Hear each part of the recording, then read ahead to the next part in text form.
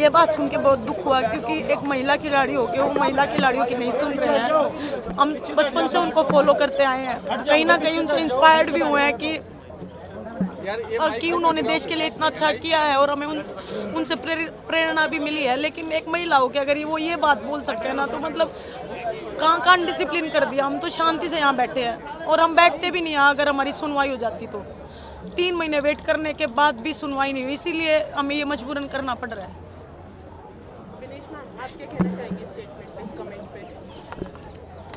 देखिए, पहले तो हम संविधान, अपने हिंदुस्तान के संविधान में रहते हैं, हम स्वतंत्र भारत के नागरिक हैं और हम कहीं भी जा सकते हैं, आ सकते हैं। लेकिन अगर सड़क पे बैठे हैं तो हमारी कुछ मजबूरियां ही रही होंगी। किसी ने हमारी नहीं सुनी, चाहे स्पोर्ट्स मिनिस्ट्री है, चाहे IOA है। किसी ने जब नहीं सुना तब हम देश की जनता के सामने आया कि देखो हमारे को कोई नहीं सुन रहा है, हम इतने मेडल्स लेके आ रहे हैं।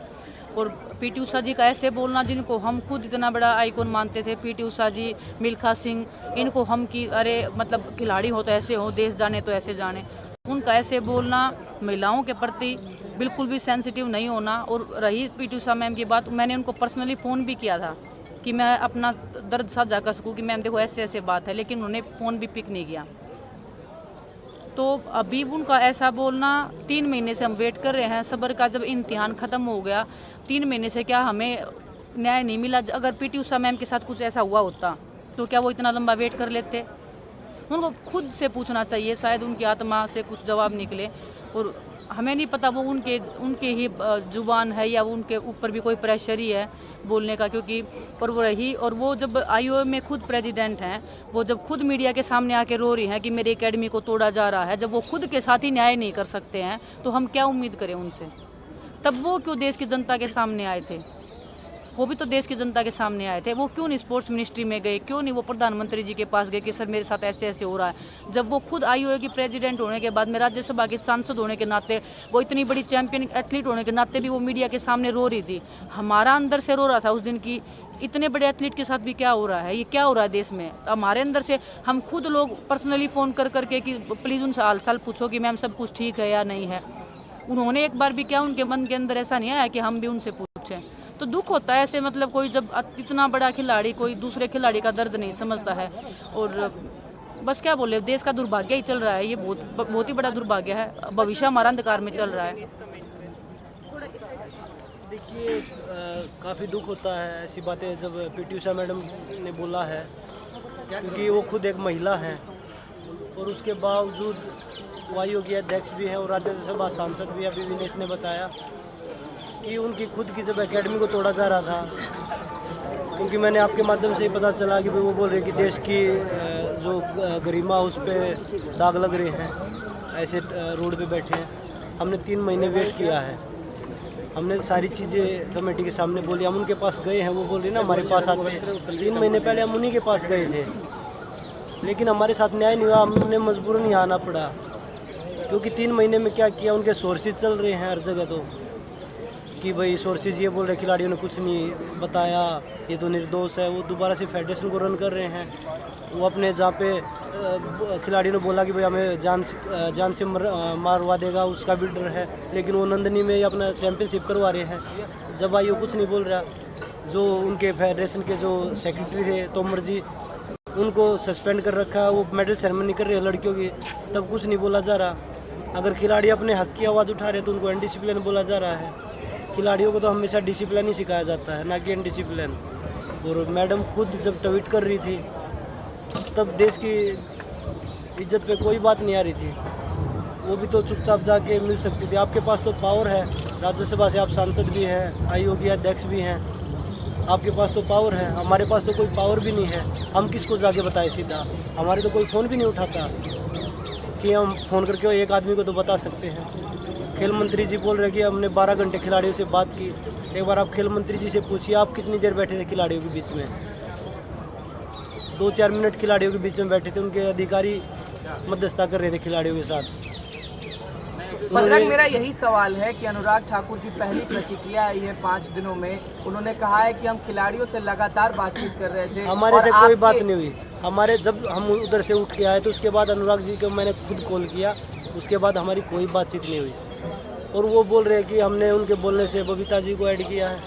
उनके आपस में ही लड़ाई चल रही है कमेटी के मेंबर में। नहीं, हमने 6 लोगों के नाम दिए थे ना, सिर्फ बबीता कोई क्यों ऐड हमने एक किया? बबीता को हम तो 3-4 लोगों के नाम पे अड़े हुए थे कि 3-4 लोगों के नाम दो, लेकिन सिर्फ उन्होंने बबीता का ही क्यों डाला, उन्होंने बाकी लोगों का क्यों नहीं डाला? इसीलिए डाला होगा ना कि उनके ऊपर भी प्रेशर बना ले हम कहीं पे। और आपने पहले कहा भी था कि बबीता फोगाट के सिग्नेचर कमेटी की रिपोर्ट पे नहीं लिए गए। नहीं, वो तो वो खुद हमने नहीं बोला, जी, बबीता ने खुद बोला। खुद बबीता जी ने इंटरव्यू दिया है कि मैंने सिग्नेचर किए हैं या पता नहीं असहमति के साथ में मैंने सिग्नेचर कर दिए, मेरे हाथ से रिपोर्ट छीन ली, मेरे साथ बदतमीजी की। अगर कमेटी के लोगों में आपस में झगड़ा है, वो बदतमीजियां कर रहे हैं आपस में ही, तो वो हमारे साथ क्या न्याय करेंगे? हम और क्या उम्मीद दूसरी करेंगे? बात छोड़िए, राधिका श्रीमन ने एक बयान दिया है कि एक महिला खिलाड़ी ने वो शोषण का आरोप लगाया है। एक ने तो लगाया है ना, उसकी सजा भी तो होती होगी ना। वो भी तो भारत की बेटी होगी, या 20 लड़कियों का 30 लड़कियों इकट्ठा हो तब भी वो चीज़ें होंगी। एक पे तो एक्शन करिए आप तो बोल रहे खिलाड़ियों ने कुछ सबूत ही नहीं दिया। और विनेश, खेल मंत्री की तरफ से ये भी बयान आया है कि कमेटी के सामने वो खिलाड़ी नहीं आए जिन्होंने अपनी बात रखने का दावा पहले किया था। वो सभी खिलाड़ी आए हैं, 12-13 लड़कियों ने बयान दिए, टोटल हम 15-16 लोगों ने बयान दिए कमेटी में। लेकिन कमेटी के मेंबर ही खुद बता रहे हैं, बबीता ने सामने आके बताया कि ऊपर नीचे करके बताया जा रहा है खिलाड़ियों के बयानों को। सर, हमारे पास प्रूफ भी है कि कौन लोग थे कौन नहीं लोग थे, तो ऐसा ना समझे कि हम हवा में तीर लगा रहे हैं, किस लोगों ने क्या बोला है क्या नहीं बोला है। सर, चीज़ हमारे पास में है। क्या आप उस लिस्ट को साझा करने और रहे खेल मंत्री जी जब हम मध्यस्थता कर रहे थे, वो सिर्फ 1 मिनट के लिए 2 मिनट के लिए सिर्फ अपना चेहरा दिखाने के लिए हमारे पास आते थे। बाकी उनके अधिकारी चारों तरफ से, और कई बार ऐसा भी हुआ था मीटिंग में कि हमें डराया भी जा रहा था। चलो हम डरे नहीं, उसका हमने डर के कोई समझौता नहीं किया था। समझौता किस चीज़ पे हुआ था, किस लेवल पे हुआ था, वो अभी तक हमने अच्छे से क्लियर भी नहीं किया है। मैं आपको सही बताऊं तो एक्चुअल में बात किसके कहने पे समझौता हुआ है, क्या अंदर बात हुई थी, पूरी बातें हमने अभी भी ओपनली नहीं बोली हैं। तो खेल मंत्री जी से पूछिए कि क्या आपने समझौता करते टाइम कितना टाइम खिलाड़ियों को दिया था? 12 मिनट टोटल नहीं दिए उन्होंने, 12 घंटे तो दूर की बात है।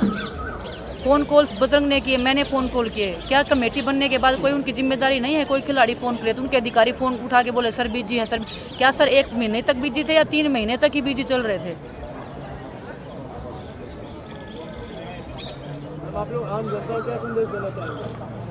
देखिए, जनता को सब दिखाई दे रहा है कैसे हम एक शासन के खिलाफ में लड़ रहे हैं, कैसे हमारे कोई जलील किया जा रहा है, हमारे को ही अनुशासनहीन बोला जा रहा है। क्या हर एक रेसलिंग का वो खिलाड़ी जो आवाज़ उठा रहा है, क्या वो हर एक अनुशासनहीन हो के इतने मेडल जीत रहा है? और जो ये लोग बोल रहे हैं कि हम अनुशासनहीन हैं या हम अनुशासन में नहीं रहते, क्या यही उन्होंने अनुशासन में रह के ओलंपिक में गोल्ड मेडल जीते हैं? साक्षी, आपने इस बात को इंगित कर दिया, लेकिन फिर भी मैं पूछना चाह रहा हूं तमाम मीडिया कर्मियों की तरफ से कि क्या अभी तक आपको एक भी फ़ोन कॉल फेडरेशन की तरफ से, मंत्रालय की तरफ से या किसी अधिकारी की तरफ से नहीं आया है मध्यस्थता के लिए? किसी का नहीं आया जी। एक बंदे आए थे जो साई से हैं, वो उस दिन आए थे और उनका कोई मध्यस्थता के लिए नहीं आए थे। वो तो ये अपनी एक्सप्लेनेशन देने आए थे कि देखो हमने 45 दिन बाद इलेक्शन रख दिया है, अभी क्या रह गया है आप लोगों का, कमेटी ने अभी तक उनको क्लीन चिट नहीं दिया है। तो मैंने उनसे पूछा कि सर चलो मान ली आपकी बात ही मान ली, वो कंपटीशन कैसे करवा सकते हैं? तो उन्होंने बोला कि गवर्नमेंट ने अप्रूव नहीं किया उसको हमने बोला कि आपने डिनाई भी तो नहीं किया ना। उन्होंने ऐसे भी तो नहीं बोला ना कि ये अप्रूव नहीं है, और ऐसे कुछ भी आपने मीडिया में और कोई, जब विनेश और बजरंग जब ट्रेनिंग के लिए नहीं जाते तब तो सोर्सेज के हवाले से निकाल दिया जाता है कि मिनिस्ट्री उनसे खुश नहीं है। तो क्यों नहीं ब्रजभूषण के खिलाफ में निकाला कि हम बिल्कुल ब्रजभूषण से खुश नहीं हैं कि वो इतना सब होने के बाद भी वो कंपटीशन करवा रहे हैं? और क्यों नहीं उन्होंने खिलाड़ियों को बोला कि आप उस कंपटीशन में मत जाइए क्योंकि वो इलीगल कंपटीशन करवा रहे हैं? मैं एक बात और बोलना चाहूँगी, जैसे आप लोग क्वेश्चंस पूछ रहे हो कि नेशनल करवा लिए, क्या आप नाराज़ हैं? नेशनल्स करवाने से नाराज़ नहीं है, नेशनल्स हमेशा खेले हैं हमने। आप रिकॉर्ड उठा सकते हो, मैं अपने सर्टिफिकेट कल आपको दिखाऊंगी कि मैंने कब तक नेशनल्स खेले हैं। क्योंकि ये इल्ज़ाम आ रहा है हमारे ऊपर कि हम सीधा ओलंपिक में जाना चाहते हैं, उनके नए रूल्स नेशनल्स खेलने से हम परेशान हैं। मैं सबकी बता रही हूँ, मैं अपनी पर्सनली बता रही हूँ, हम अपने सर्टिफिकेट्स दिखाएंगे। मैंने लास्ट तक नेशनल खेला है, मैं एक ओलंपिक मेडलिस्ट होते हुए भी मैं नेशनल खेली हूँ, मैं सिल्वर भी आया, मेरा ब्रॉन्ज भी आया ओलंपिक मेडल के बाद। एक नेशनल से मैं खाली आता ही हूँ। वो बोल रहे कि हमने नेशनल्स नहीं खेले। नेशनल्स कराने से प्रॉब्लम नहीं है, नेशनल्स होने चाहिए, बच्चों को मौका मिलता है कंपटीशंस का, और टूर्नामेंट होने चाहिए, बच्चों को मौका मिलता है अपनी परफॉर्मेंस पता करने का। लेकिन वो करवा रहे हैं उन्हीं के क्षेत्र में, ये चीज़ मैं थोड़ा सा क्लियर करना चाहती हूँ। अगर वो कंपटीशन करवा रहे हैं, ट्रायल्स दे रहे हैं, उनको हर चीज़ का अधिकार उन्हीं को नहीं है, हमेशा वही राइट कैसे हो सकते हैं। लड़कियों का शोषण करने का अधिकार तो उनको नहीं है ना, अपनी तानाशाही करने का अधिकार तो नहीं है ना। नेशनल, मैं साक्षी जैसे बता रही है, मैं खुद सीनियर नेशनल में चैम्पियनशिप में आने के बाद में मैं 10 साल से मैं सीनियर में हूँ। मैंने 8 नेशनल खेले हैं। 2 साल सिर्फ कोविड का जो ये टाइम पीरियड निकला है, सिर्फ वो नेशनल मैंने नहीं खेले हैं अपनी लाइफ में। यार मैं रियो के बाद में जब मेरे को इंजरी हुआ था वो नेशनल नहीं खेला था। आज तक मैंने मेरा हिस्ट्री उठा के देख लीजिए, हर नेशनल चैंपियनशिप खेला है मैंने। बात छोड़िए, सीधा ओलंपिक में कौन भेजता है? ओलंपिक के लिए तो क्वालिफाई करना पड़ता है, तो सीधा ओलंपिक में कौन भेज देगा? फेडरेशन कौन है भेजने वाली? अगर हम टूर्नामेंट में जीतेंगे नहीं, क्वालिफाई नहीं करेंगे तो ओलंपिक में कैसे चले जाएंगे? ये तो उनको पता ही नहीं ओलंपिक में जाया कैसे जाता, क्योंकि खिलाड़ी होते तो पता लगता ना।